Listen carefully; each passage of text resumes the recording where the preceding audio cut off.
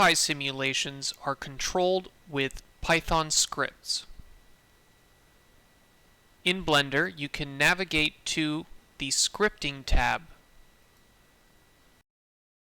To quickly get started, you can load script templates by clicking the Load Templates button from the ZPy panel.